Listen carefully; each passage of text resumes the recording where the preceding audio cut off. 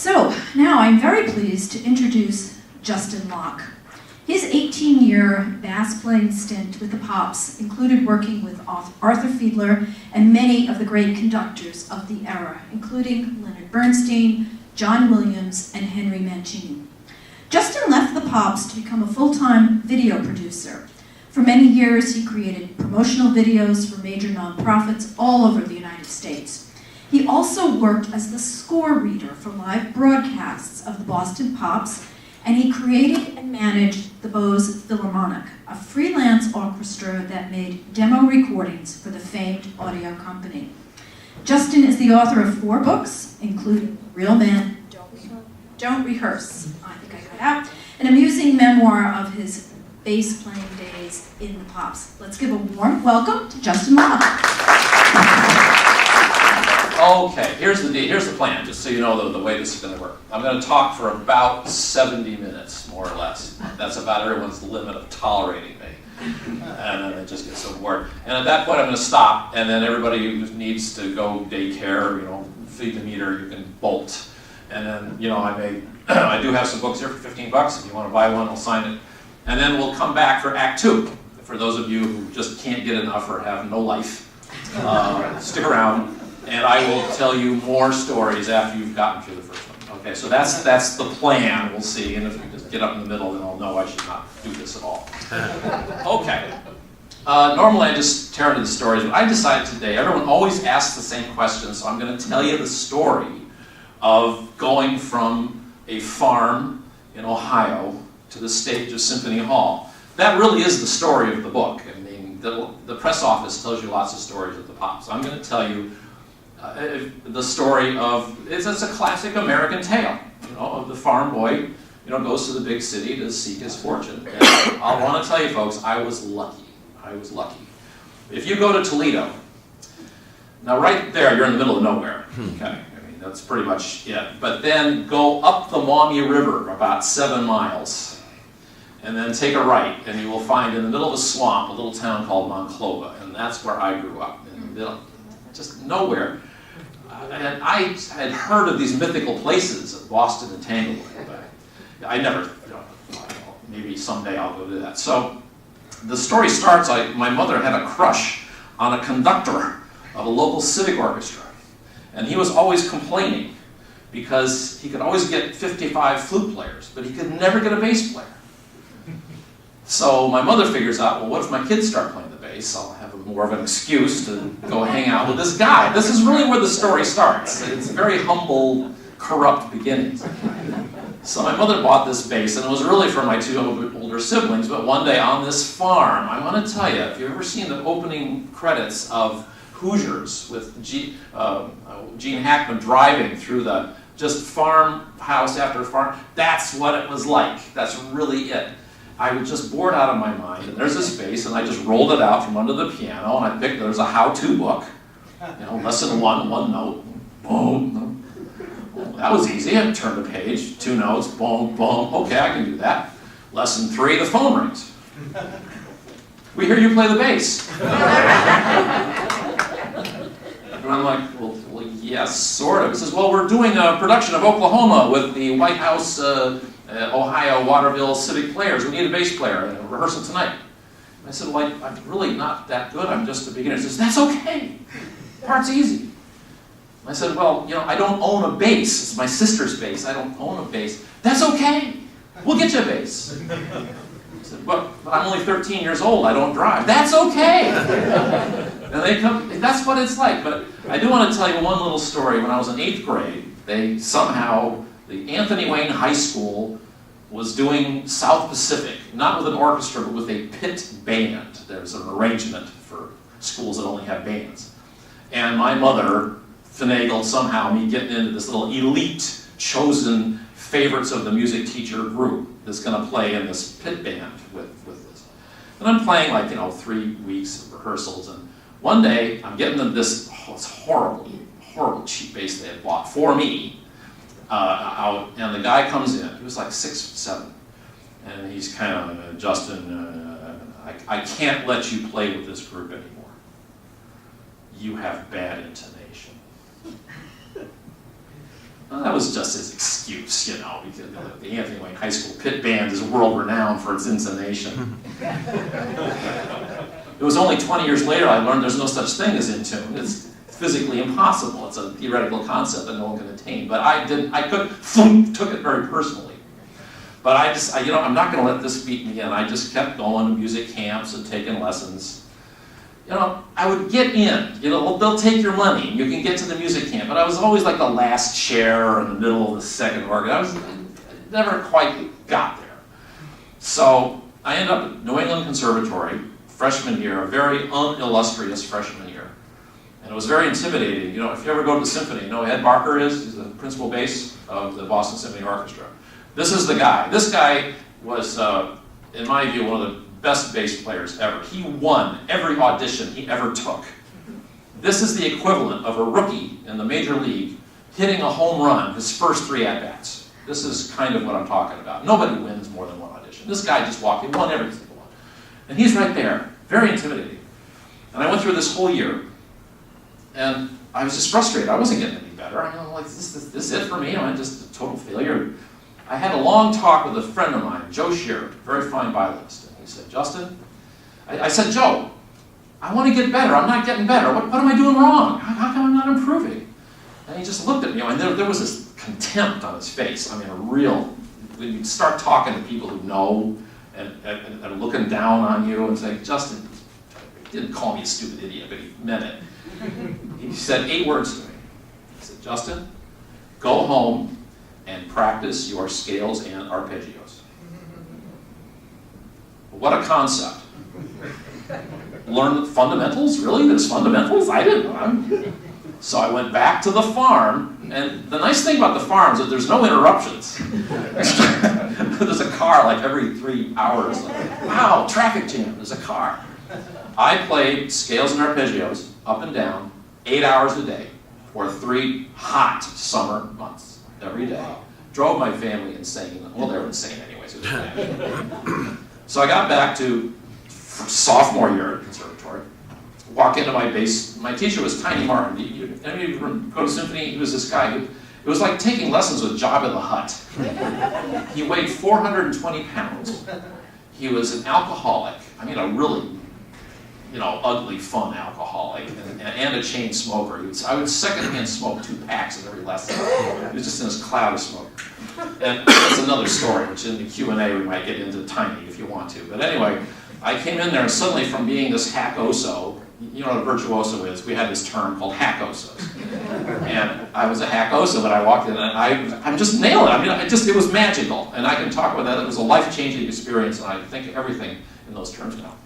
And he just said, just sitting there, puffing on a cigarette. And he said, oh, sounds beautiful, And so, anyway, I'm going along, and it's like October, my fresh sophomore year, and well, what happened, there was enough work in Boston at that time to support 3 bass players. There was the opera, the ballet, the cantata singers, there's all these groups and they would actually book all their concerts around each other, because they all pulled from the same pool of freelance players. But the number 2 guy, his name was Richard Fletcher, got a scholarship to go to Juilliard and study conducting. So he pulls up stakes and leaves town. So now there's only 2 bass players where there once were 3. And there was this guy named Harry Shapiro. He was a horn player in the Boston Symphony for many, many years. And he became the personnel manager of everything. If you wanted to play gigs in Boston, Harry better like you, because that's the only way you're going to get hired. He understood power, and he had it, and he cultivated it. So Harry calls Tiny, my teacher, and he talked like this. This is how Harry talked. He always had a hand going like that. And he called my teacher and said, Tiny, Richard Fletcher, Fletch the wretch. Sorry? Tiny Martin. Tiny Martin, yeah, Leslie R. Martin, Tiny. He was huge. So, he said, Tiny, you got a student who can come in and play the opera with Sarah Caldwell and not embarrass me or himself. And he said, Tiny, call Justin Locke. Plays like a house of fire. So, I'm sitting in my apartment on Beacon Street. The phone rings, back when phones were hooked up, and I pick it up. It's Harry Shapiro. And you think of life, and we are presented with life as being a series. kind of a, you build up. It's on an arc. And I've learned that's not the case. Life is like that. And I'm going along like this, and here Harry Shapiro is on the phone to me, and he says, Justin, I want you to play the opera with Sarah. He didn't ask me. He didn't ask. He didn't say, do you want to? He just said, I want you to play the opera with Sarah. And I said, yes, sir, Mr. Shapiro, sir. So he gives me the dates. And then and I wrote all those down. He says, I'll send you a contract. And then he says, are you in the union? And I said, and my gut just falls, and I realized I've completely blown this. And I said, well, no. And he says, join. Click. So I'll give you the whole story. So I go down to the Union the next day. It was in this big building where Copley Place is now. There used to be this big old building down there. It was this huge space. And there was pool tables. This was the Union. All these old Italian guys are sitting around smoking, playing pool. And I walk in. Ever seen a 19-year-old person? They look very young to me. And I walked in. I'm just all completely in a shame, bend over like this. And I'm just kind of scared to death. And I open the door, and all these guys are looking at me like, well, who is this? And I said, excuse me, I'm here to join the union. Don't hit me. And one of these guys comes over and talking. I said, you want to join the union? What's your name? Oh, it's Justin. I don't have a last name. Says, well, what makes you think you're ready to join the Musicians Union of Boston? What brought you down? I'm curious. I said, Mr. Shapiro said I should join. Justin! Come on in! Bust my buttons! Why didn't you say so? You're wearing the ruby slippers. Or the Shapiro slippers, I should say. And he said, here, just, the cloud of dust, here, just sign it. We'll fill it in for you. You don't worry about that. We'll take care of you. Just tell Harry we took good care of you when you see him. Oh, yeah, I'll do that. Like that. This is like my first encounter with, how power works. So, okay, so I'll skip over the first, bits and pieces of Sarah Caldwell. And I went back to the farm after a year of freelancing all these gigs with Harry. The phone rings. How they found my Ohio number. The Boston Symphony Orchestra personnel office calls that farm. Says, and it wasn't Harry, it was another guy. Said, you want to play a week of Pops? And I almost said, what's Pops? But I decided I shouldn't do that. I said, sure. Not thinking that it would cost more money to fly back to Boston for a week with the bass and back. But I said, sure. So I said, great, we'll send you the contract. So I get this contract. Okay, so I'm going to play a week of Pops. I don't know what Pops is. I'm sorry. I'm from this farm. So it was 2 rehearsals on a Monday. It was 10 o'clock and 2 o'clock. 10 to 12:30 and 2 to 4:30. And then we were going to play on the Esplanade every night, Tuesday through Sunday. I have no idea what's coming. Harry L. Dixon gets up there, and it turns out we're going to play a symphony a night for that week. And I remember it was so traumatic when I opened the folder, and here's this monster pile of repertoire. It was Beethoven's 5th, Beethoven's 7th, that's the hard one, Beethoven's 8th. I've never heard Beethoven's 8th. Know it. I'm going to read. And then Sibelius 2nd, Tchaikovsky 4th. This is hard music, folks. This is like 85,000 notes I just listed off. Wow. And Peter and the Wolf for a kiddie concert, and all the pop stuff for the second half. We've got 2 rehearsals for all this 9 hours of music. We've got 5 hours of rehearsal. Now, in a normal rehearsal, let's say you're doing Beethoven's 5th, okay? You would go da-da-da-da, da-da-da-da, da-da-da-da, you know how it goes, you play like the first page. That's what a rehearsal is, and you stop, and the conductor says things like, play this note like that, whatever, we ignore him, and we go on. Okay, so okay, Beethoven's 5th, I actually played it at Interlochen when I was 15, I remember this thing. So Harry gets up there, and he goes, he would conduct like he was in a fist fight, he'd just go, ooh, like that, and the whole orchestra went, da-da-da-da, that's good. What? Aren't we going to play any more of it?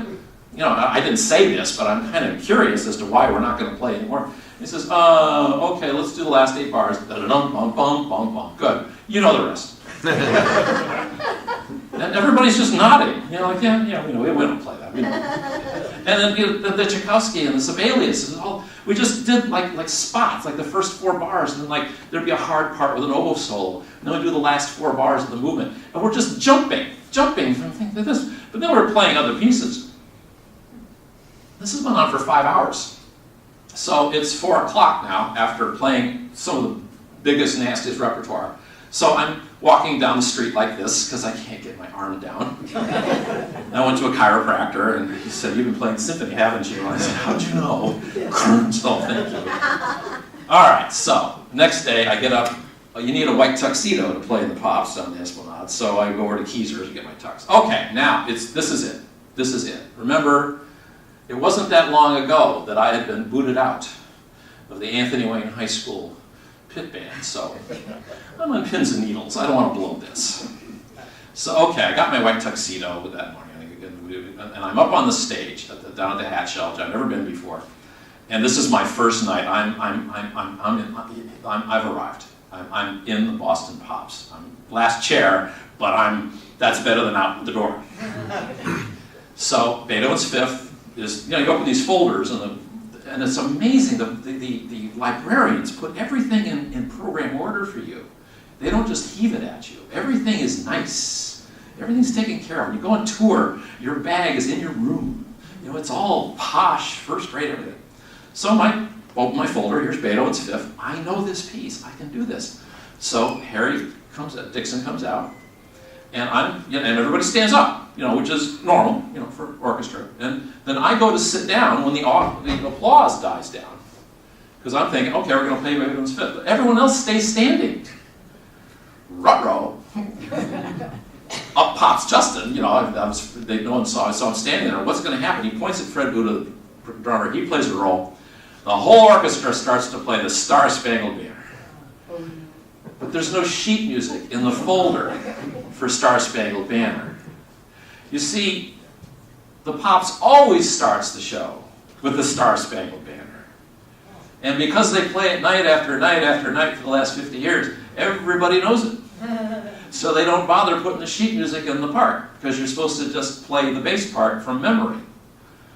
And I'm standing there, in my mind, this is all like, Bionic Man. Everything's like slow motion here. And I'm thinking back to my freshman year at conservatory, where I spent something in the equivalent of $18,000 to learn things like the proper resolution of the Neapolitan sixth chord.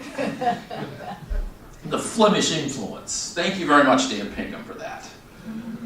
But nowhere in all that time spent in solfege class going do, mi, sol, la, re, do, did anybody ever say, oh, by the way, you better memorize the bass part of the Star Spangled Banner, because that's the first thing you need to know as a professional. Never mentioned.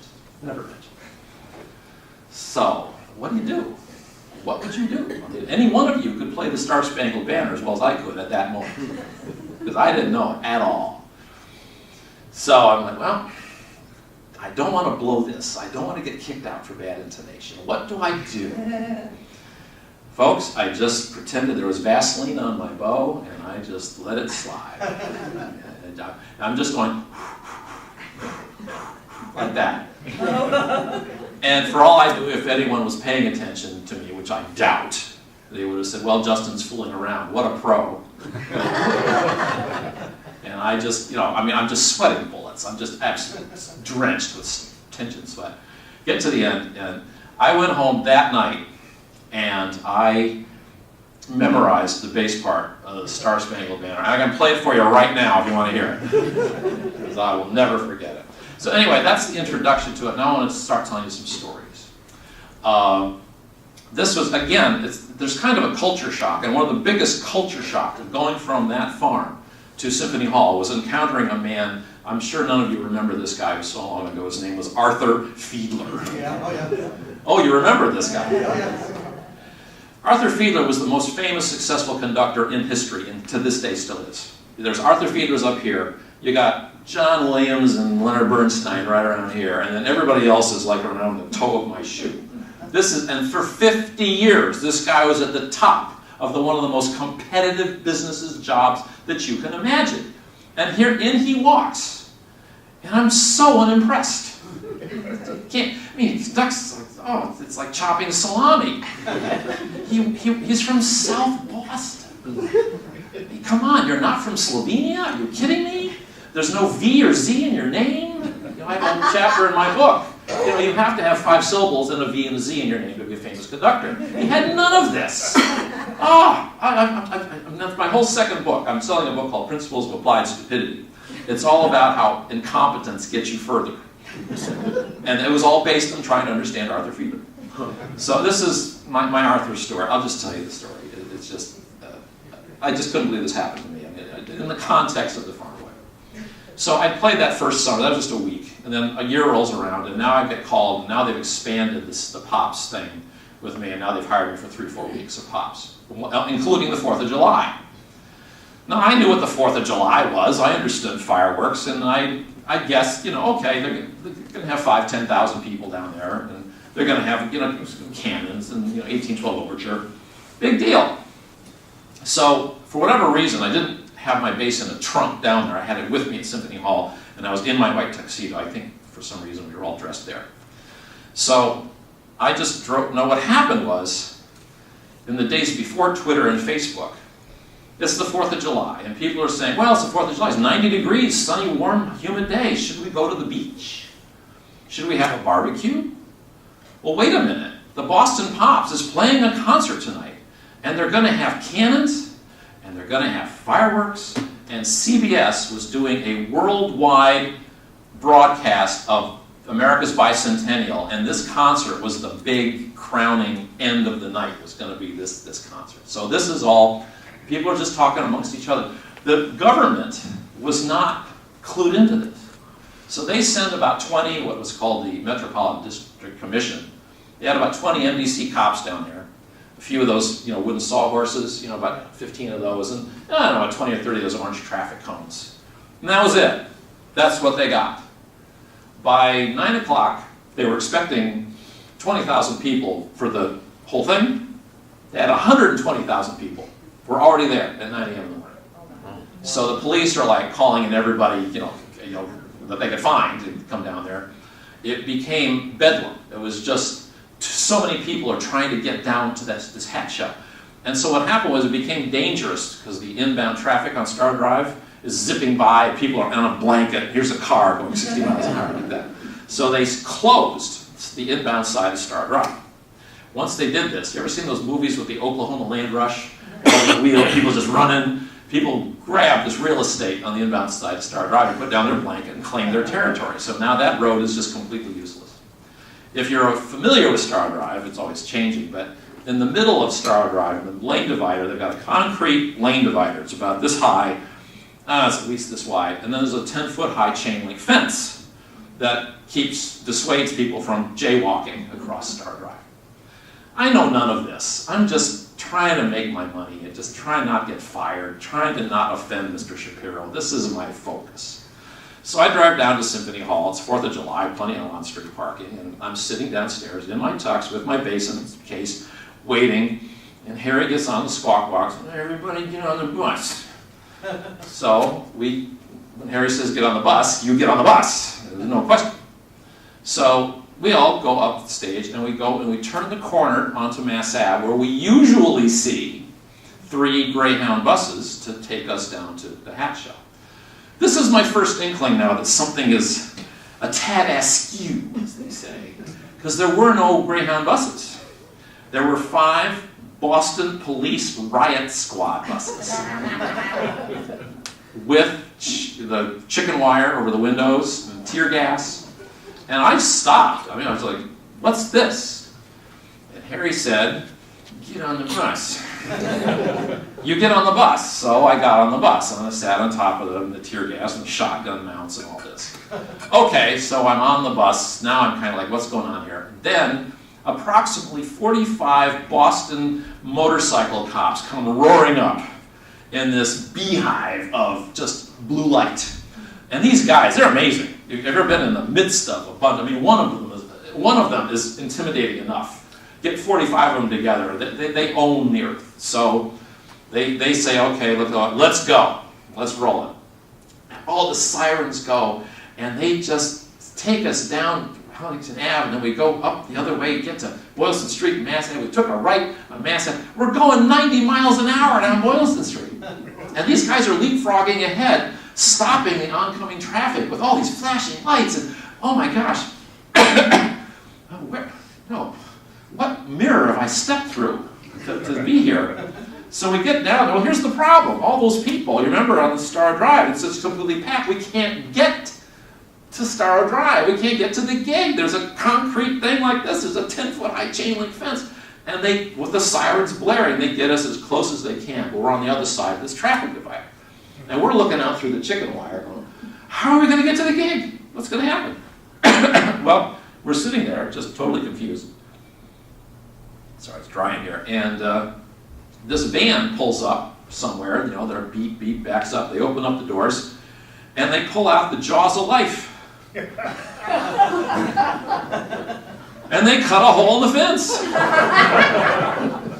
Can you do that? Well, yes, they can. They're the police. They can do whatever they want. So, Harry comes up and he says, get off the bus. Yeah, well, yes, sir, Mr. Pirro. So have you ever seen like a line of ants, you know, just carrying all this stuff? And that's what it looked like. They were in formal attire. It's 92 degrees, 100% humidity. And we're just going along this traffic divider. And we get there, and there's these two massive MDC policemen grab me by the elbows. And they lift me up onto this traffic divider. And there's two more up there, grab me and pull me up. And they shove me through this hole in the fence. And then my base comes through behind me. And they grab, and more guys are on the other side. They just grab me and they put me down on the other side. And here's your base, come home. Now, there's two rows of these NBC cops with their elbows locked like this. And the crowd's getting excited because they can see us coming. And they're chanting, Arthur, Arthur, Arthur. Arthur's not here, it's just Arthur. And they're holding the crowd back. This is like this much room. So I can see the hat shell. It's almost 50 yards away, but I'm at the stage door, thank God. Now when you get to the hat shell, you can either go to the right. Back then it was always flooded. It was like working in Venice. This place. There's always puddles everywhere. But there's also a staircase with no banister that goes right up and it lands right at the conductor's podium. And I'm looking around this, and there's also if you have this in your house, you have an attic, you have a pull string and a staircase comes down and folds out. That's what it was. Seriously. I mean, now it's marked, do not use dangerous. I was there a couple of years ago and I was like, do not use dangerous. Well, what are you talking about? I go up and down all the time. So I'm thinking, I don't want to use that because there was always a percussionist waiting for you to get on this thing. And when you were halfway up, he'd start shaking it, just to entertain himself. So I said, I don't want to deal with that. It's an hour before showtime. It's 7 o'clock. I don't need it. So I'm just gonna. No one's gonna notice. I'll just go up the staircase over here, and I'll unpack on stage surreptitiously, and get my bass unpacked, and then that'll be that. So everyone goes that way, but I go to the left, and I got my bass like this. And I'm going backwards because the bass is longer than me, and I get to the top. And I'm trying to triangulate, how do I get from here over to where the bass section is around all these metal chairs. And I hear this weird sound. The hat shell is like a giant eardrum. Because you can hear people having conversations at MIT, because it just catches everything. And I'm hearing this bizarre sound. And I look up from feet and chairs. And here I see this crowd of people, all Star Drive is just packed. The branches of trees are packed with people hanging on them. You can't see the water. There's so many canoes on it. And all these people have been sitting in that oval, in the hot sun, since 6 o'clock in the morning, sweltering through this god-awful heat, waiting for something to happen. And here I am, the first tangible, visible evidence that the orchestra has indeed arrived. Have you ever encountered a coyote in the woods and there's like this moment of fight of, what do I do? Do I eat him? Do I run away? You're kind of, I didn't know what to do. But I'm from Ohio. We're friendly people. I'm standing there in a tux with my bass in its case, its ratty, ripped case. I waved. How you doing? I got the biggest standing ovation of the 20th century. 100,000 people or more leaped to their feet, and they are cheering for Justin. And I'm thinking back to the Anthony Wayne High School pit band. So I go over there. You know, I had one of these vainglorious ideas as a teenager that I wanted to be in the Guinness Book of World Records. You know, it just, I don't know, doing what I don't know. You know, I just thought it would be a cool thing to say. And but anyway, I went back. We played the concert, which was Arthur had programmed the entire B-flat Tchaikovsky piano concerto. He made that 500,000 people sit through some real hardcore classical music. And then we played the 1812, and they went nuts, and then we started playing the pop stuff. We played Boogie Woogie Bugle Boy, and the crowd broke down the barriers, and they were all right at the edge, like this huge mosh pit. And all the guys put their girlfriends up on their shoulders, and they're bouncing up and down like this, and I'm just sort of in this moment. The concert ends, I'm just completely drained. These kinds of events absolutely suck everything out of you. And I go home, and I'm just ready, I'm just about to lie down, and the phone rings. Pick it up. It's my mother. We saw you on TV! I talked to her there for an hour. She was so excited. So anyway, that was my meeting Arthur Fiedler story. So the next story I want to tell you, and be sure you have some questions. I love to answer questions. I want to take you up on the stage. I want you to get the experience. Just because you think it's all fun and games and glory and glamour, guess again. This is like, there's not enough vitamin B to get you through. Playing in a major orchestra. The stress on you is, don't get me wrong, it's a rush. You know, if you like jumping off of buildings with a parachute, you know, the playing in pops is for you. You know, it's really that kind of thing. So anyway, I'm working with, you know, John Williams. You know, great guy, loved the guy dearly. When he first came on board, well, the harpist of the symphony, I'm not going to name names tonight because I'm on TV. Anyway, she lobbied to be a soloist. She wanted to play a solo with the Boston Pops. Okay, so I know you all have a recording of this piece at home because it's just so popular and so catchy of a tune. It's the Hinastera Harp Concerto. Oh, I guess some of you don't have a recording of it. This was I have this word. Can you hear me okay? Sometimes I just be sure you complain because I can tell it's louder when I drop my head down, but I want to stand up straight. I have this phrase, it's called boopsmeet music.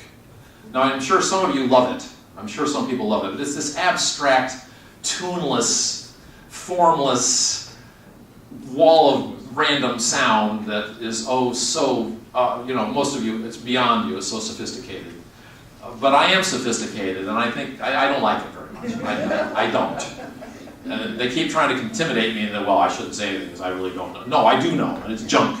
But, so we're playing this piece. It was, now normally we play, the Tchaikovsky concerto. We know it blindfolded. We only have one rehearsal at Pops, and it's just a run-through. It's not even a rehearsal. We have one with John Williams, who love him dearly. Great composer, great guy. Is a lot more comfortable with his own stuff. He's not really, and so he's up there kind of, doing this. And so we have this run-through, and it's kind of, this, and boy, you've got to count. Because if you get off, you'll never find your way home. There's just no, there's the tune. No. It's just chicken scratches and random sound. And boy, you better hope you're in the right place. So that year, there was some politicking going on. The symphony guys had star students, and they had graduated, and they got, they did some finagling. And now these two young guys, 22 years old, are plopped in the first chair and the second chair of the Pops, of the freelance orchestra that I played in. And now I and my buddy Tony, who had been playing for years, are demoted. And I cannot begin to tell you what a big deal seating in an orchestra is. That's like a whole anthropological discussion right there. And I could tell you stories about how people go insane over seating issues. I mean, really insane. So anyway, Tony and I have been demoted now to third chair and fourth chair. And it's a reduced section. It's just 4 guys for this harp concerto. Now, on the second page of the harp concerto, it's a lot of detail, these two guys had to play by themselves. The top guy had to go squeak like this, and the bottom guy had to go like this for about 6 bars. Okay? And I'm looking at this noodly thing, and I'm so glad that I'm not the second chair guy, because I would have had to practice all day to be able to play this thing. It was really hard on the E string. Like, oh, let him do it, big star. So, okay, so let's get to the show that night. And bear in mind, imagine the orchestra's here, and I'm like here, Tony's here, and then you, the audience, you're right there, or even closer. You're right down there, like that. Okay, so the piece starts, and it is a panicked stress test all over the stage, because nobody wants to get lost. I always tell you not to tap your foot and band. Everybody's like, please God, don't let me get lost. Because it was like, 1, 2, 1, 2, 3, that's what it's like, So, there's a whole chapter in my book about page turning, by the way, because this is a big deal in symphony orchestras. You have to. It's always the inside guy, and I have to take it, and I can't put my thumb over the last bar, which many of them do. And there's a moment where my guy can memorize to the end. And at that moment, I have to get this in, over, flat, not fall down, back on my chair, playing. Okay, and it's an art. It really is an art.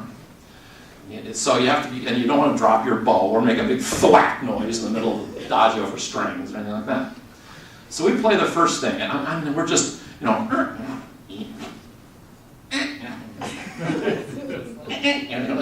that's the experience. So we get to the bottom of this first page, all right? So I jump up. Now bear in mind, I've played 700 Nutcrackers with Tony. We're like an old married couple.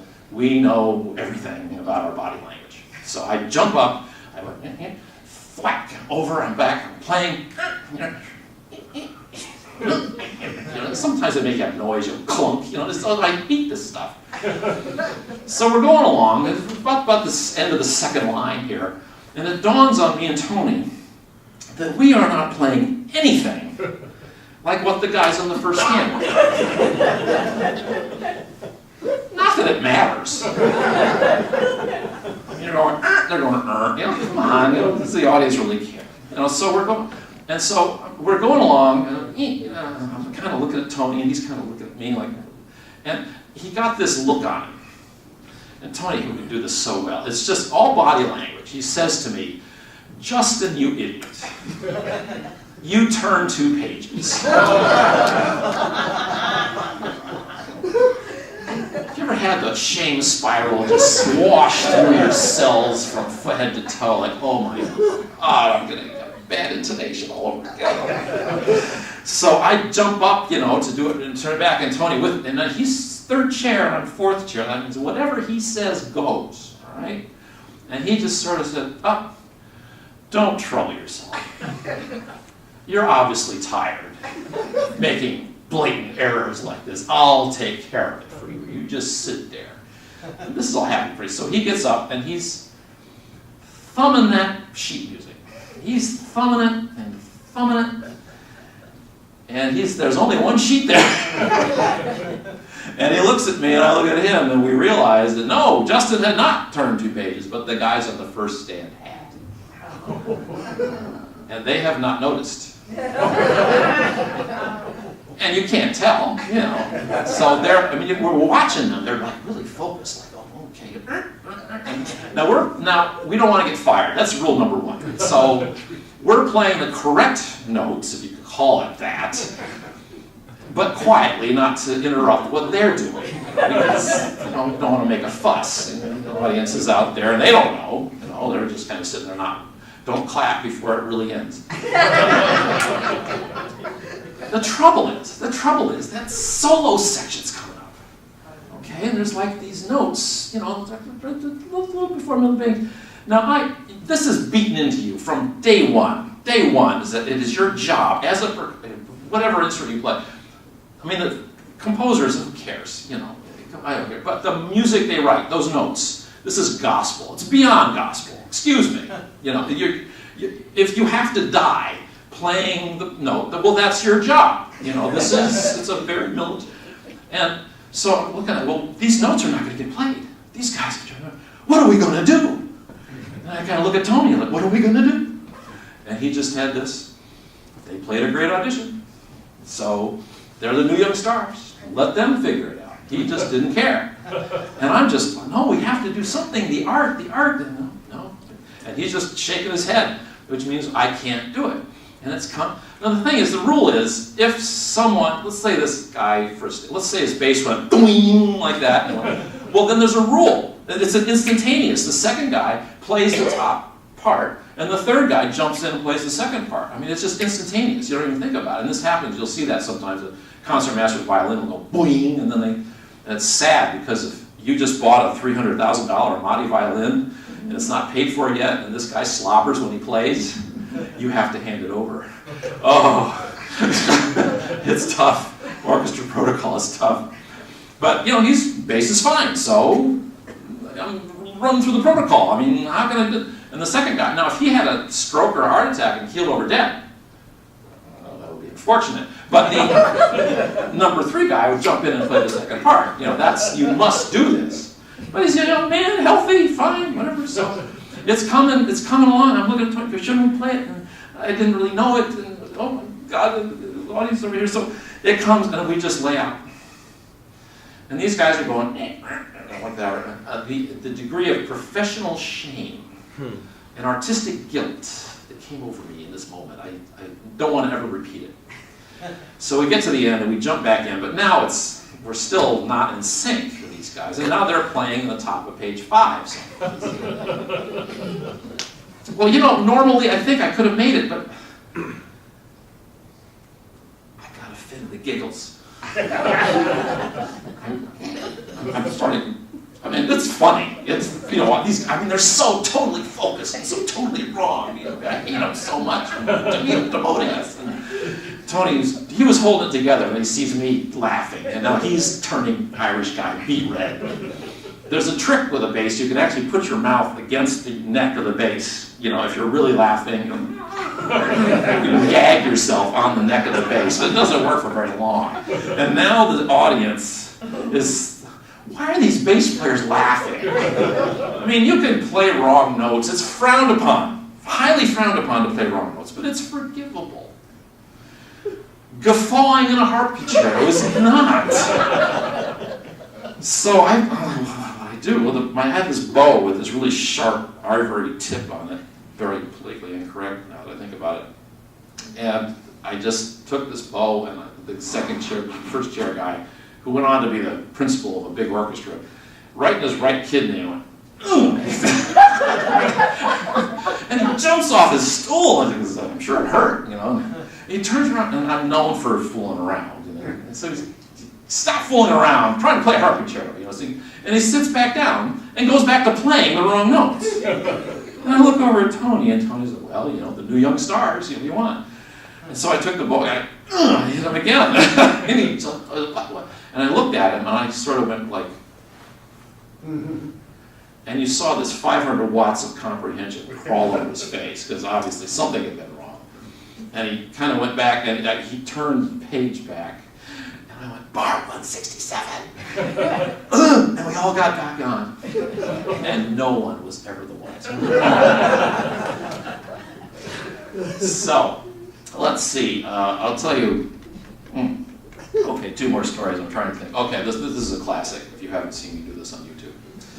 The hat show. I was king of the hat show. I love going down to the hat show. I actually had a fan club down there. I went down to the audience in front, started talking to them one day, and they said, because usually, the people in the front row, they're from Somerville. What do you want? So the orchestra is always very snobby and hoity-toity and unfriendly, just as a culture. And so I'm from Ohio, and I didn't like being backstage. I certainly wasn't going to practice. And so I went down there and started talking to these people in the front row. And I said, it was the 4th of July, actually. And I said, there's 500,000 people here. How did you get in the front row? And they said, we camp out for 2 weeks. Jesus. I said, that's amazing. I'm really complimented that you work so hard to come here and play. And they said, have you had dinner? I said, well, I'm always hungry. What you got? He said, we just cooked some chocolate chip cookies, fried chicken. Really? Over the barrier I go. And now I'm just, I'm like the belle of the ball. And these guys are just thrilled to death because Now all the other blankets up there have envy because they don't have someone in the orchestra hanging out with them. So they started cheering for me at the end of concerts. They would scream, "All right, Justin," as they That's another story. I tell that in the book. But anyway, in the hall, in Symphony Hall, in the Fiedler era, it was a lot looser back then. People are always making things more regimented. I don't know why we do that, but back then, if you were in the orchestra, I could run backstage at the intermission and order anything on the menu or at the bar and pay basically 20 cents on the dollar for what you would pay for Pop's Punch or a beer or whatever. So after we would play the first third of any concert at Pop's, we would run backstage and the bartender would have 25 Heinekens already opened. And you put down a quarter and you grab your beer and you had 9 minutes to drink it and then you go play the second half and you'd repeat that for the second intermission. But at the Hatch Shell, back in the day, that building was, 1946, 49.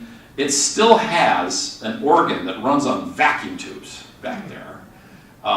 Feral cats used to live there. Hadn't been cleaned, since 1952. You didn't want to ever touch anything on the walls because your white tux would get filthy. And the spiders. There were the lights. There were all these lights on the floor that would light up the archway, and there were these big, just obese spiders because they would catch so many bugs in these light wells and just you could never get rid of them all. So rustic. And there was one bathroom for like 92 people and one drinking fountain. Anyway, we always used to have a toast at the end of the season at the hall. We'd have a bottle of champagne or two to toast the end of another successful season. But that year, the last day was at the Hatch Shell, not in the hall. So Frank, the principal player, great old Irish guy, he brings 2 bottles of champagne in a cooler, which you're not supposed to have alcohol down there, but no one checks our coolers. So we had a little toast backstage. And it was really delightful in the midst of all this spiders to have some champagne. It was cold. And I said, this is really fun. This is nice. We should do this every night. Classic Justin's last words. So the following year, I instituted a deal. I say, we're going to have snacks at the Hatch Shell. And I'll start. And so the first night I brought 7 Miller Lights, 7 bass players, and a bag of chips. And everybody went backstage, and we had our own little alcove back there, stage right. And everybody, you have like 10 minutes intermission at the Hatch Shell. And we had to be back at the 9-minute mark for the tuning A. So we'd run backstage, and so we had this beer. So the next night it was another guy's turn. And musicians are very competitive, very pecking order oriented. And so this other guy, he brings 7 Heinekens and guacamole and chips. Put you in your place, Justin. The next night, the guy brings Dortmunder Special Reserve and lobster. So it gets, it just went on from there. Like every night, it's like, how can you top what the guy did last night? One night, Frank, who was a gourmand, he brings, gets out the beers. Bear in mind, we've got 9 minutes, okay? Gets out the beers, opens them up, hands them out to us, and he brings out this thing wrapped in aluminum foil. And I said, Frank, what'd you bring us? Let's eat. He says, marinated swordfish. Made it myself. It's delicious. I said, well, come on, open it up. He says, I have to heat it up. What do you mean heat it up? He pulls out a blue propane torch in the Hatch Shell, a wooden structure filled with duff and kindling and violins costing $100,000. Pulls out a little lights this thing up, and he's flambeing this thing in his hand. Frankly, the flames are shooting out everywhere. What are you going to do? One night I had pizzas delivered from a Charles Street pizza shop. That was impressive that I did that. One guy, he brought ribs, white tuxedos, no bathroom, ribs. So anyway, this went on for years and years and years, Justin's intermission bass section part. So one fateful year, it's my turn to bring the goodies. And I've exhausted myself. I was bringing blenders. I was making daiquiris, frozen. What else can I possibly do? And I go into a liquor store by Star Market on Wilson Street. And I'd be bemoaning my fate to this guy. I said, I need something unusual. What have you got? He says, just came in. Molson Brador, from Canada. They just invented it. It's a brand new beer. No one's ever had this because they just came out. I said, great, give me 7 bottles of that. So I throw it in my cooler, go down, I had whatever. And so I remember those 2 guys in the first stand. They're 22 years old. They'd just joined the orchestra, and they were very pure. No girls, no drugs, no cigarettes, no beer. They never touched their lips. But it was hot, and we put a lot of peer pressure on these guys to be a man, drink your beer. So we play whatever the first half is, I don't know. We run backstage. Okay, Justin, what'd you bring? I said, Molson Brador. It's this dark brew. And I open up all the bottles, hand them all out. And now at this point, you got, 6 minutes, maybe. So, you chug it. You basically chug it. And then you hand it all back in, and you go back and say. Now, I didn't know it then. I know it now. Molson Brador is not beer. It's malt liquor. And I and my cohorts had just chugged the equivalent of 3 beers in 6 minutes. I felt okay at first. Then I went out on stage, and my music stand was doing this. I'm kind of having a little trouble. I better sit down for this section. So, and I look over to the 2 young guys on the stand. They look like newborn kittens. They can't quite open their eyes. They're really not used to hard spirits, and they just keep doing this. Like that. What's wrong with me? And I'm just like, uh-oh. This is hey, not my problem. So, some young kid from South Boston had won a competition to play a concerto with the Pops. So he comes out in his white tux and his trumpet. Harry Dixon is up there. So that year, normally the basses are off to the side like that, but for whatever reason, somebody decided, let's put the basses dead center in the middle and be fancy. So we're right in the conductor's line of sight. He can see us. So we play the first movement. Now that's okay. It's kind of like, you ever driven through Batavia and the New York Thruway at 2 in the morning? That's kind of what this was like. I think I played it, but I don't really recall. But then we got to the second movement, and the second movement of the Hummel Trumpet Concerto, God help me, is written in the key of C flat. That is 7 flats, folks. If you're not musically inclined, trust me, this is hard. If you're stone cold sober, you still are going to screw it up. Because there's no black key left of C or F, and you've got to figure out, it's just a track. So we start playing this piece, and every time we got to an F or a C, you never play F flat or C flat, because there is no F flat or C flat. There's just E and B. So every time we got to that, one of us, if you're a student of statistics, you know one of us would always miss it and play an F natural, which was this half-step dissonance. Talk about bad intonation, oh my God. And it would just make this hum noise. It was just really, but you knew it was coming. You could see it. You knew someone was going to miss it. It would just set you up. And so we just thought this was so funny. We were just feeling so good. I'm just so happy. So this is going on for a while, and Harry Ellis Dixon, who can't hear the wrong notes, excuse me, but he can see us laughing. And we're playing the piece. There's 80,000 people out there or whatever. And he starts yelling at us. Basses! What are you doing up there? Will you shut up? This kid practiced. We're trying to play the concerto, you guy, you bum. We thought this was so funny. We just started giggling and giggling and giggling. And oh my God. And this kid, his eyes are like this as he's playing. And you can just read on his face, he's saying, this is the Boston Pops. The bases were loaded. I'm going to do one more story for you here, and we're going to take a little break. Okay, this is I actually have 4 hours worth of material. I figured out that it takes 4 or 5 hours for me to tell all 36 pop stories. But this has to do with the Mancini tour. Henry Mancini, when Fiedler died, they wanted to do a tour. And who do you get to replace Arthur Fiedler? There really wasn't anybody, but they got this guy, Henry Mancini, who was, for my book, one of the all-time greats. One of the nicest people, one of the best professionals I've ever worked with. I can't praise this guy enough or impart to you. I get tingles today just talking about him. He was that marvelous of a guy. Wrote Moon River. What else do you want? So we did this tour, sponsored by E.F. Hutton, back when E.F. Hutton everybody listened to. And money is no object. There was a guy on the tour, and his only job was to make sure that we were having fun.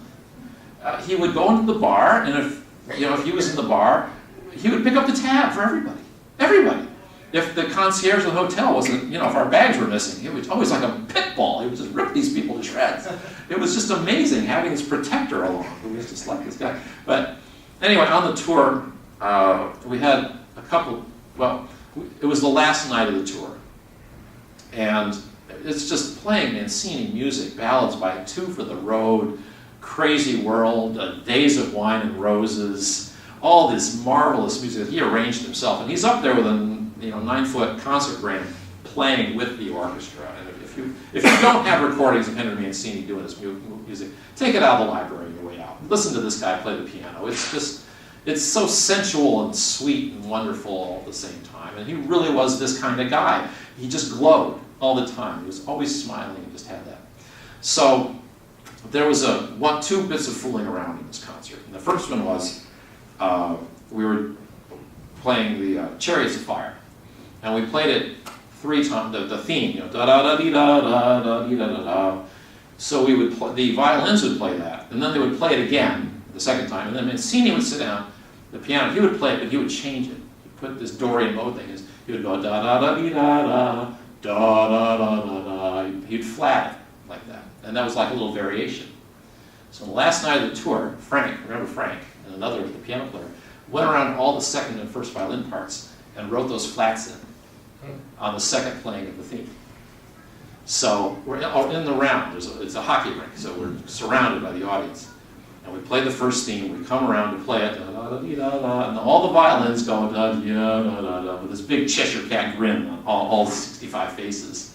And Mancini turns beet red because he knows we have conspired to play this musical joke on him, which we have left him hanging because he's got nowhere to go.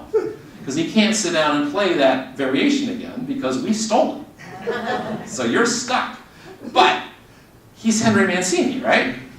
So he sits down and he kind of like plays it up a little bit, and we're like, uh-oh. And he does this Liberace thing of just going up and down the keyboard.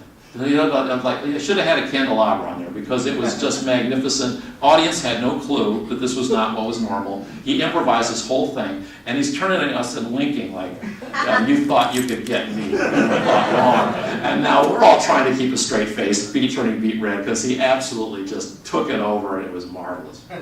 So the end piece, if we had a time, the encore was The Stripper by David Rose. Da-da-da-da-da-da-da, the piece. And if we had time, we would play it again. It was weird, but it worked. So we have these things in the bass section. It's another chapter in the book. We did choreography, where we would spin basses and such. And there was this moment in The Stripper where we always spun the basses. It was the big recapitulation moment. But rather than just doing it, there's this crowd of crazy Iowans in section 15 up here behind me. So I start gesturing to them behind my back. And I'm kind of a known troublemaker in the culture. Everybody knows that Justin's in charge of the spins. And this crowd behind me is going, why is this bass player calling attention to himself? They're all fascinated by this, all you, listen, watch me. So we get to the big spin moment, and these guys are primed and ready. They're paying attention. So we spin, and they all burst into applause. Like, wow, this is great, because it caught the rest of the crowd wasn't paying attention. So they're shocked by this sonic interruption. But then, as they're screaming and applauding, I gave them like 4 beats, and then behind my back, I cut them off. And they all obeyed me. So I went, yay! And Mancini is shocked by this. He doesn't know. I didn't know I was going to do it until the moment. And he's looking at me. Justin, what are you doing over there? And I'm just going, I don't know. Crazy Iowa. I don't know. Iowans. I don't know. So, the concert was magical, and he's walking off stage, and he's right about where that chair is to me right now, and he says to the other bass players, where's he working tomorrow night? Walks off, well, there's 6 minutes left, we got time to do it again. So he comes on and he's looking at me. He's giving me the evil eye, the hairy eyeball. Like, what are you? I know you're going to do something, and I'm just acting total innocent. Gets up there, we start playing it. Now I'm looking at the audience behind me with me hand. I have time. Everyone's watching Justin. I got these thousands of people looking at me. So we get to the spin spot, but instead of spinning, we have a special thing we do called the Lift und Shake, which is German for lift and shake, and 7 bases with these monster end pins sticking out. This is an impressive sight when these come up and are shaking over your head. And we brought these, and of course the crowd goes absolutely ape. They're just screaming back here, and the audience now knows that I'm doing something with this crowd, and Mancini's looking at me, and I'm pretending I don't know anything. But I let him go for 4 beats. I cut him off. And now it's all this disruption, and Mancini's now playing it up. He's in the moment. He's a jazz guy. He's looking at the audience like, this bass player is killing me. Stop it. What do I do? And the audience is, they're laughing. They're getting into this, and I'm just shrugging. The crowd behind me, of course, they're just loving it. That gave me bad with. We get to the end of the show, and it's the end of the tour, and 30,000 people rise to their feet. They're just screaming, standing ovation. And Henry Mancini doesn't even turn around. He just walks down the lip of the stage, and he comes up to me, and here I am, the guy who got kicked out of the Anthony Wayne High School, and Henry Mancini, one of the greatest musicians of all time, takes my hand, gives me a personal bow. This was the high point of my bass playing career. And that's just a little bit of what you'll find in the book. Thank you all very much for coming.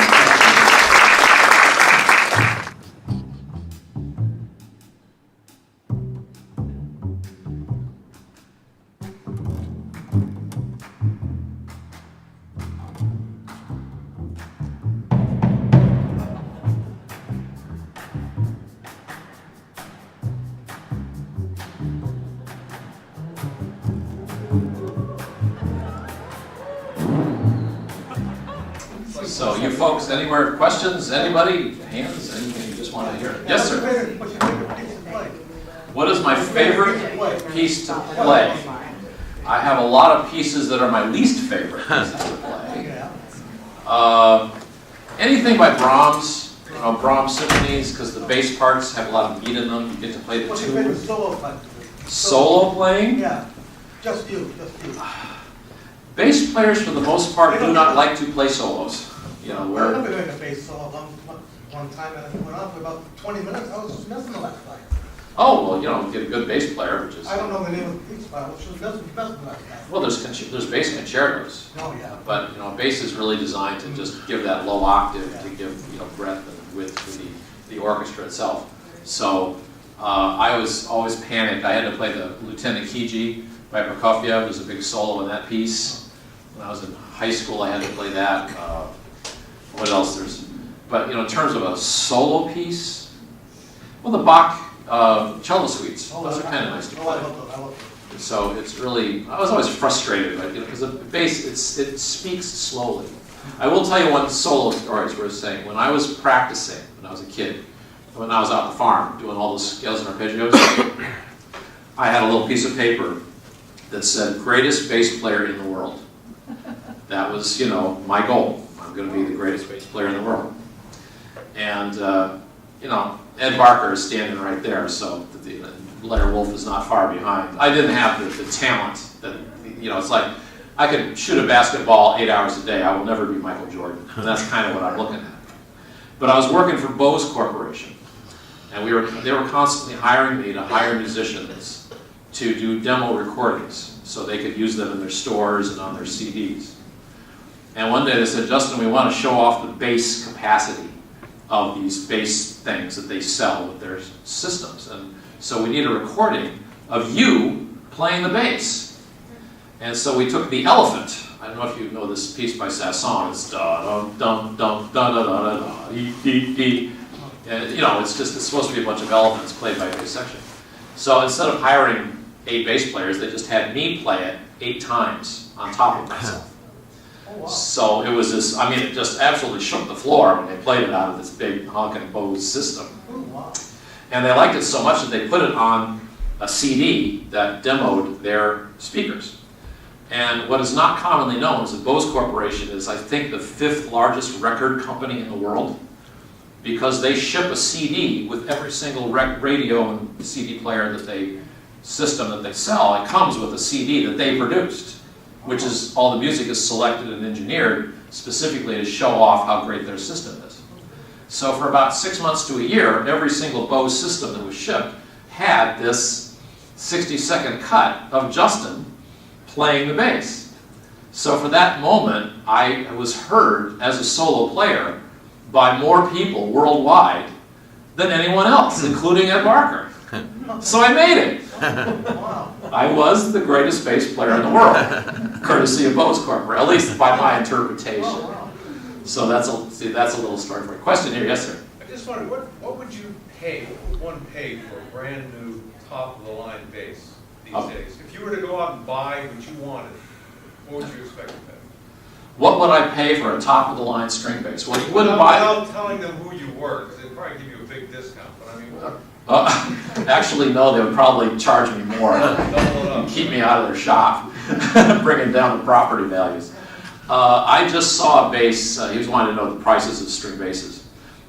Someone just sent me an ad for a bass. It was made by, I can't remember the name, Gaspar DeSalo, big famous Italian maker in Brescia. It was made in 1590. They want $315,000 for it. I thought that was a bit much.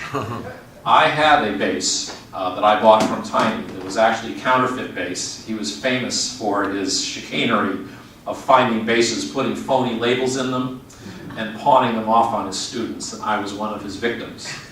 But it was a beautiful old Italian bass. I paid $12,000 for it at the time, which was way more than I should have paid given its condition.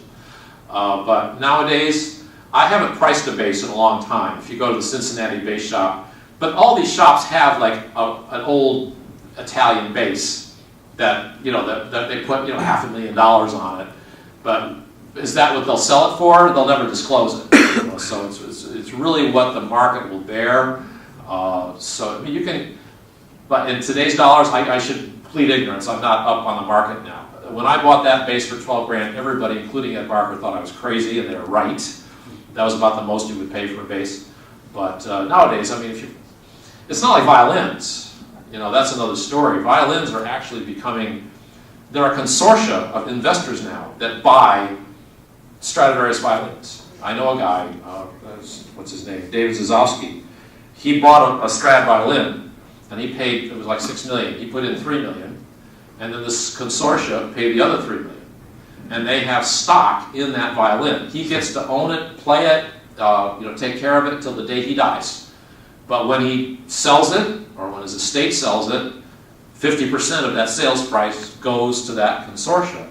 And they can either hold on to it, or they can sell the whole violin. I don't know. It's really interesting how the market is working with the higher end violins these days, because the prices, Stradivarius violins, I don't think will ever go down. But basses are kind of funny, because basses are a lot more practical. It doesn't need to be a name guy, as long as it goes boom. That's all you really care about and win your auditions. So, but I'm going to plead ignorance. I don't know. I think maybe 50, 100 grand, maybe something like that for a really nice. But you want these old Italian basses. Some guys like the English or French basses. I would not play anything but an Italian bass. I had 2 Italian basses. I was very fortunate to have those. They were just glorious. They were like living things.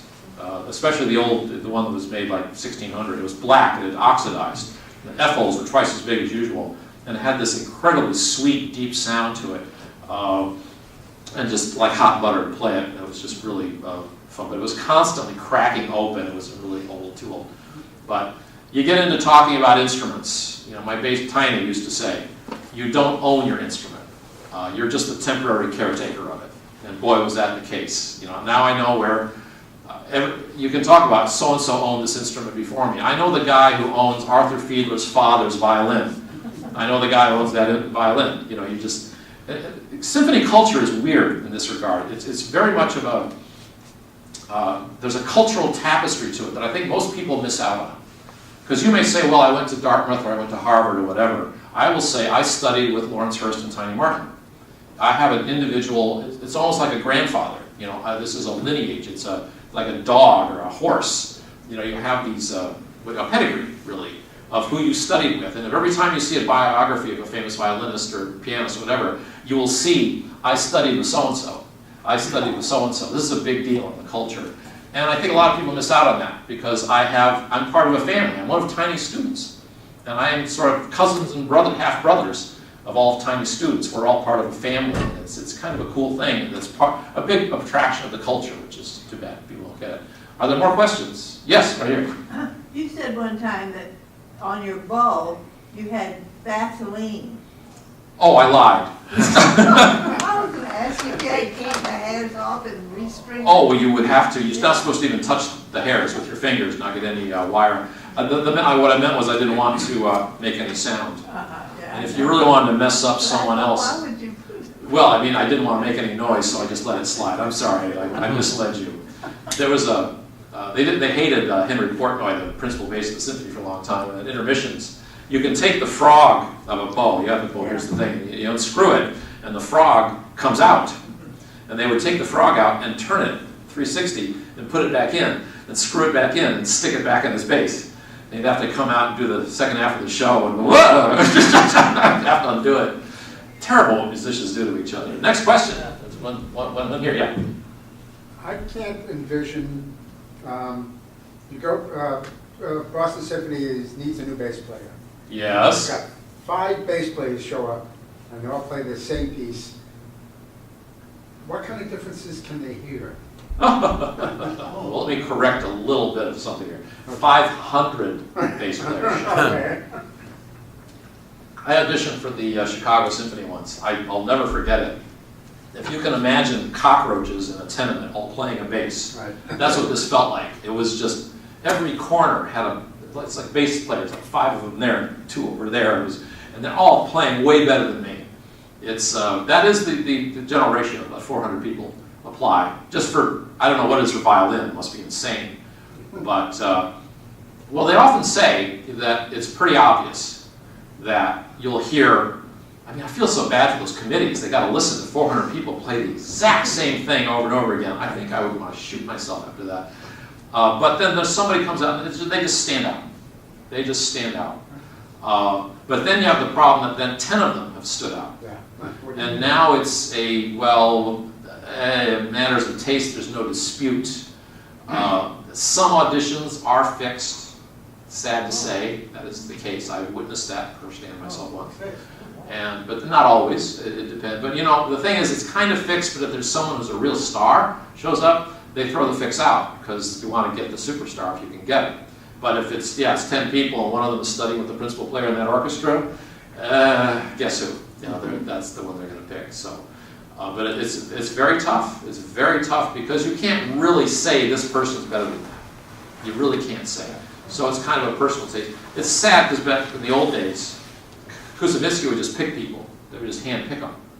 And when I was working for Bose, I could hand pick my entire orchestra. I never auditioned anybody.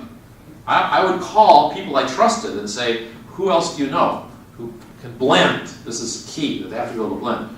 And they was, just call so-and-so. And if this person that I liked recommended them, I knew they were good.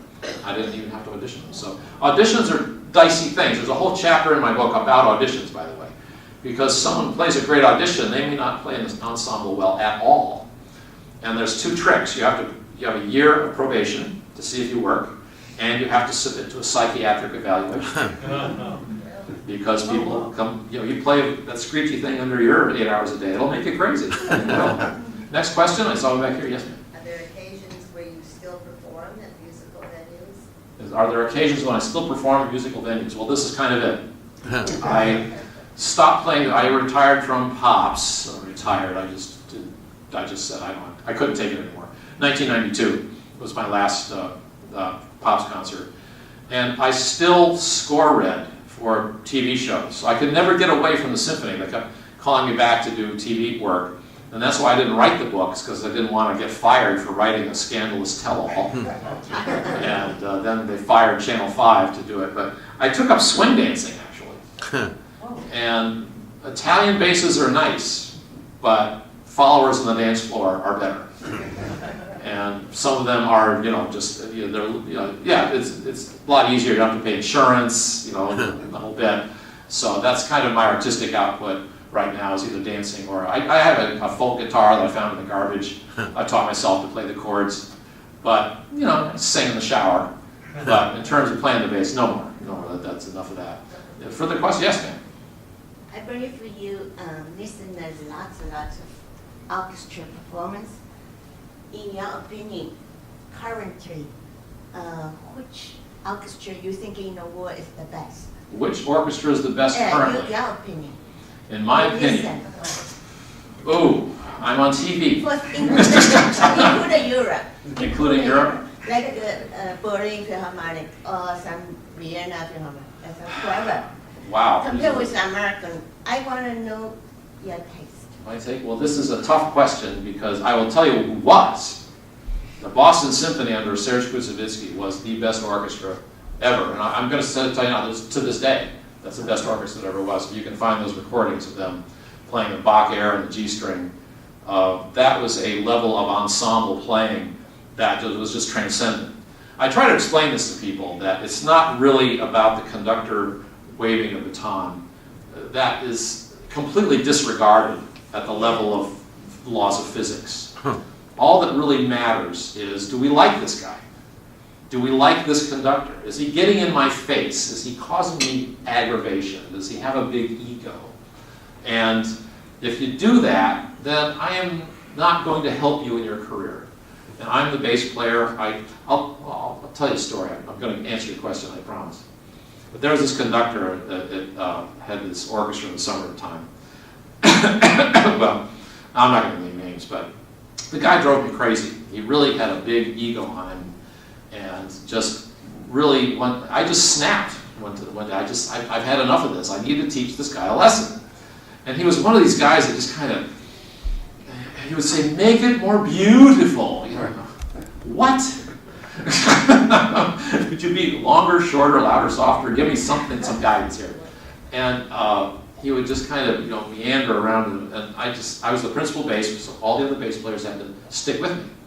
So we were playing the slow movement of a Mozart symphony, and I told a friend of mine in the audience, pay attention during the Mozart, you're going to see something different. And it was like a I was the and all the violins were the chink, chink. And I would go, chick, chick, chick, chick, chick, chick, chick, chick. I mean, they had to space out because you're like the drummer. You have this power over the rhythm. And I became drunk with power. And I became fascinated on the theoretical mode. How far can I take this? And I got it slower and slower until it actually was hanging in midair. We were just like and finally the conductor cut, gee, this is kind of slow, and he gave this big upbeat. It kind of started up again, and then I slowed it back down. It took like 3 times as long. But the real magic of it is kind of intermittent these days, because you have this dichotomy of the old school conductors and the new school. And what's getting lost constantly, and I see this in business management, I see this in the dance world, I see this in the orchestra world, is not being conscious of what the players are capable of doing and drawing that out. I would give one conductor is Hightink. I was hiring the Bose Orchestra, and there was all these top freelancers in town, and I always wanted to get them in my orchestra. They're so good, but I could never get them because they were always subbing in the symphony, and they couldn't do my gig. So one week I got a Bose gig, and I called them up expecting them to say no. And they said, oh, Hightink in town. I'll be able to do it. Well, I didn't really care about why. I just signed them up. Then I called the next one, the guy that never get her, and she said, oh yeah, I can play your gig. Hightink in town. This happened like 6 times.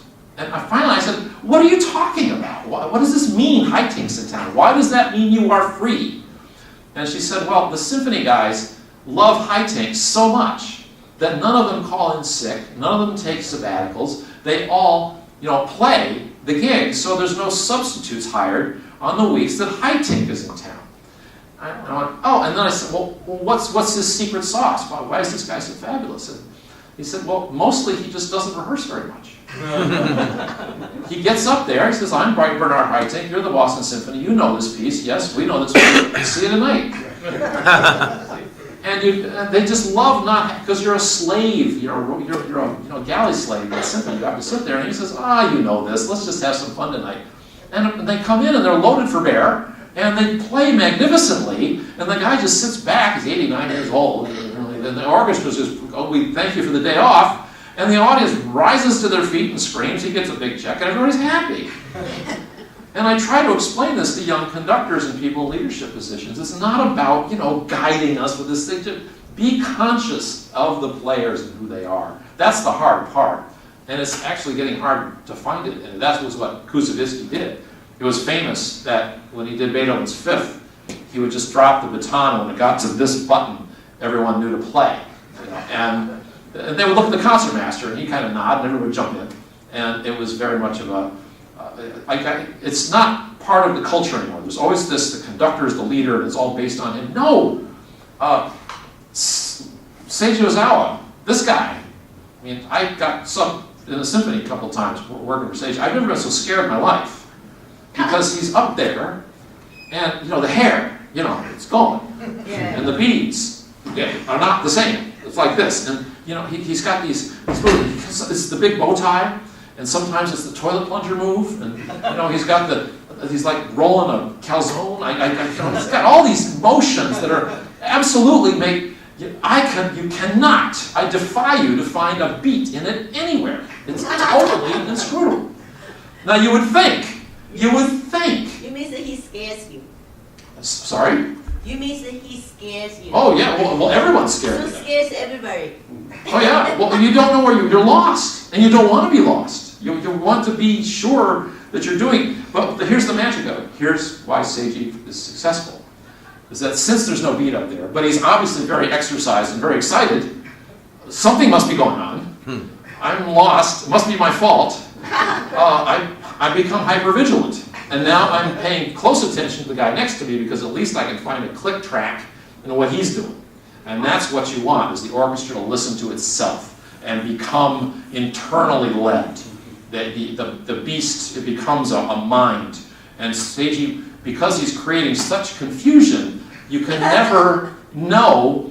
The orchestra becomes... There was one time, we were doing a TV show with Seiji, and it was the day Bledsoe was playing the Packers in the Super Bowl, and Seiji took a flight down to New Orleans to watch the game. Couldn't get out of this tiny little airport to get back. He missed the rehearsal. And everybody's teeing him off ahead for this. So in the TV show, we're doing 1812, and he's doing his usual thing. The hair's this way, the beats are that way. You just play. But we got to the end, and he did something that was actually almost a clear indication of play this note now. And half the orchestra saw that and just automatically went with him instead of with the mind, the collective mind. So the violins went that way, the hair went that way, the beads went that way, and the trumpets went that way. And the whole thing just fell apart, but on TV.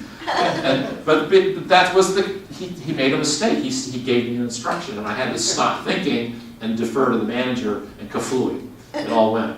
So I kind of answered your question in a roundabout way. It's an occasional thing.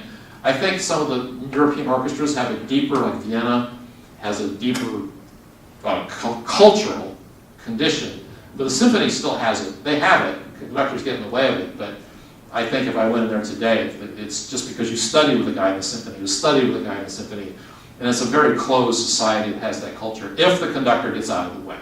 So, it depends, night to night, but I think some of the bigger orchestras just, the quality of playing is 50 times what it was technically in the Koussevitzky era, and yet people would fight over BSO tickets the way they would fight over Celtics tickets in the Bird era. It was a point of contention in divorce proceedings. Who got the symphony subscription tickets when Koussevitzky? It was that much of a big deal. And you don't see that anymore, but that was that. So I hope I've answered your question. It's a long time. Yeah, that's a tough one, and frankly, I don't know how. But I think maybe you answered me said that if this orchestra don't need a rehearsal, that's the best one. Well, Real men don't rehearse, they don't, well, if, right? well, I'll tell you the story of the title. I was playing a Pops concert. I was like 22 years old, kid. And it was a run out to Providence, no rehearsal, and there was a bunch of stuff on the program that I'd never seen or heard before. And they're not going to schedule rehearsal for me. And I'm sitting in the corner of the dressing room, actually looking at it, wondering, I don't know this piece, I don't know this piece. I'm actually stupid enough to say this out loud. And this craggy old BSO bass player is in the corner with a cigarette. He says, "Young man, real men don't rehearse." And I never forgot that. And you wing it. It's a machismo element of the culture. You don't need to rehearse. You do the show. A lot of elements of that. So, more questions or yes, sir? How do you feel about Andres Nelson? How do you feel about him? Andres Nelson. I've never played for him. You played him? I've never played for him. I hear they call him the Laughing Cavalier. I guess he laughs a lot in rehearsals, but I don't think anyone objects to it. I think they're pretty happy with him. Oh, that- I hear not so good things about that guy down in New York Philharmonic, though. The symphony guy's dodging a bullet with that guy. He's kind of nasty. But I don't know. I've never actually worked with him, so I can't speak intelligently about someone I've never actually played for. So Have you that's seen him close up? Have you seen him close up at all? no. I've never actually seen a concert with him. So Okay, I hope he's good. He's got to have some ability. They hired him. okay. But you never know. You never know. Sometimes they miss. So, more questions? Anything else? Have I satisfied you? Yes, sir. Do you have to re-audition every so often, or once you're in until you leave? Or how does that work? Okay. Well, that's a long story, but the answer is no. If you audition for the BSO, the other guys there who were there for 50 years, Harry Ellis Dixon was there for 50 years. It's pretty much once you get in and you are there for a year without any problems, you get tenure, and you're set. And it's very tough to fire someone from the symphony, which is also a problem. If somebody just decides they don't want to practice anymore, what do you do? But for the most part, there's immense pressure within the culture to pull your weight. It's not just the management. So yeah, you can be there for as long as you keep showing up. You can just go, and you can be sick for a year, and they still pay you. It's a really cushy job in many respects. So anyway, so one more, yeah. Could you go back if you wanted to? Me? Yeah. Ooh. Not after writing that book. Yeah, no, not me. No, I don't think any of them. I don't think they want anything to do with Justin. I'll tell you one last story, and then we'll get into you. By the time I was done, and I just didn't want to do it anymore. And familiarity breeds contempt. And I was still, but I loved doing the TV. So when Keith Lockhart came, I write these kid shows. It's a chapter in the book for orchestras to do. One of them is called Peter versus the Wolf. And when Keith Lockhart showed up, I wanted to get him to have the Pops do that. Well, it turns out he did it when he was in Akron with assistant conductor. So he knew who I was. Oh, He knew my show, and when I introduced myself to him one day, he said, "Are you the Justin Locke? Author of Peter versus the Wolf? I love your show." So anyway, that was just us in a hallway. So that night, TV, we're in the TV truck with all the Channel 5 Arts Entertainment Network brass. We're in this little tiny little room. And then the CEO and president, chairman of the board of the symphony, all come into this room with Keith.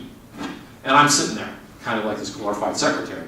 And all the introductions go around, because everybody needs to meet Keith, and the TV people need to meet the symphony manager. Everyone has been introduced to Keith, except me. And there's this awkward silence. Because the TV people are like, well, Justin's not really important enough to be introduced to Mr. Lockhart. And the symphony people are like, we really don't want Keith to meet Justin Locke because he's a troublemaker, and we're so glad he's gone. And out of this awkward silence, Keith goes, "Justin, how are you?" That's fun. And on the face of the TV people was, "Wow, gee, he knows Keith. Oh my God, he knows Keith." And on the face of the symphony management was, "Oh my God, he knows Keith." Hey, thanks a lot for coming today. I appreciate it.